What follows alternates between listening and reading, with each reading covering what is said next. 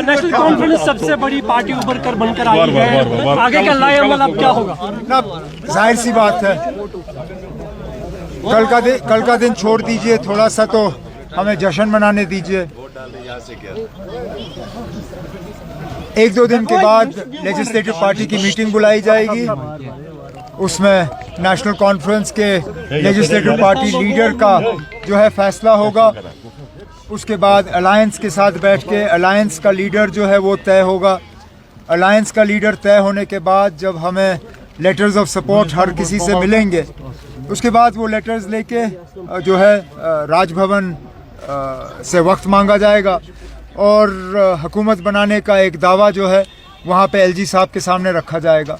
फिलहाल तो यही है। उमर साहब, जो बीजेपी ने चुनाव लड़ा था, उनने बोला था कि 370 हटने के बाद हम इस मुद्दे पर चुनाव लड़ेंगे। वही आप लोगों ने लड़ा था कि 370 जो हुआ है वो गलत है। तो आपको क्या लगता है, लोगों ने अपना फैसला तो सुना दिया ना, लोगों ने अपना फैसला सुना दिया। अब इस पे और बात करने की क्या जरूरत है ना। अब हम अपने मौक़िफ़ पे कायम रहे, हमने अपना मैनिफेस्टो लोगों के सामने रखा, हमने कांग्रेस और बाकी एलाइज के साथ इलेक्शन लड़ा और जीत हमारी हुई। मैं इस जीत के लिए लोगों का शुक्रगुजार हूँ सबसे ज़्यादा, क्योंकि लोगों ने बढ़ चढ़ के इस इलेक्शन में हिस्सा लिया और उम्मीद से ज़्यादा नेशनल कॉन्फ्रेंस को सीटें आई। और अब हमारी जिम्मेदारी बनती है कि हम लोगों के इस वोट को ज़ाया ना होने दें और लोगों की उम्मीदों पे बराबर उतर आएँ और लोगों के लिए काम करें।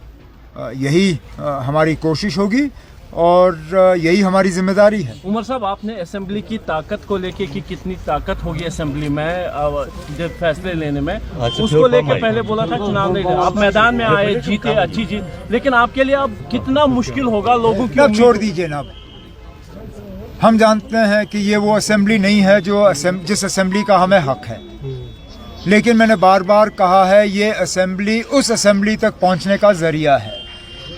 मैं ये मान के चलता हूँ कि हमारे वज़ीर आज़म साहब जो हैं, हम जब अंग्रेज़ी में कहते हैं तो हम कहते हैं honourable prime minister, he is an honourable man. उन्होंने जम्मू कश्मीर के लोगों को कहा है कि हमें रियासत का दर्जा वापस मिलेगा। उन्होंने कभी ये नहीं कहा कि वो सिर्फ तब होगा अगर कि यहाँ बीजेपी की हुकूमत होगी। उन्होंने कहा इलेक्शन होने दीजिए, जम्मू कश्मीर को दोबारा रियासत का दर्जा मिलेगा।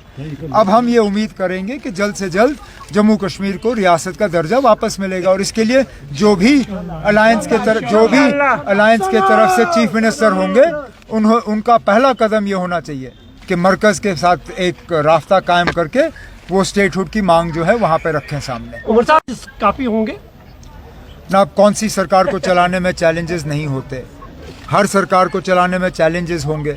अब ये सवाल आप जब यहाँ वज़ीर आला तय होता है और वो वज़ीर आला हल्फ उठाता है, उसके बाद ये सवाल आप उस वज़ीर आला से करिए। फारूक अब्दुल्ला ने आपके नाम की घोषणा नहीं ना, ये ऐसे हम नहीं काम करते ना।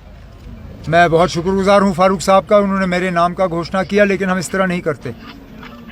ये फारूक साहब अपनी तजवीज़ लेजिस्लेटिव पार्टी के सामने रखेंगे, लेजिस्लेटिव पार्टी फैसला करेगी और लेजिस्लेटिव पार्टी का फैसला फिर, जैसे मैंने आपसे कहा, अलायंस के साथ तय होगा और उसके बाद फिर गवर्नर साहब के पास जो है जाके हुकूमत बनाने का दावा किया जाएगा। उमर साहब, जिस तरह का मैंडेट मिला है नेशनल कॉन्फ्रेंस को, आपने उम्मीद की थी कि इतना आपका हाईएस्ट नंबर जाएगा? मैंने आपको पहले भी कहा कि हम मतलब उम्मीद से ज़्यादा लोगों ने नेशनल कॉन्फ्रेंस को सीटें दी और इसके लिए मैं ज़ाती तौर लोगों का शुक्रगुजार हूँ और मुझे इस बात का बेहद मतलब एहसास है कि हमारी जिम्मेदारियाँ कई गुना ज़्यादा बढ़ गई हैं और हमें इस मैंडेट का और इन वोटों का जो है हमें ख्याल रखना होगा और ये साबित करना होगा कि हम इन वोटों के लायक हैं और इन वोटों के काबिल हैं।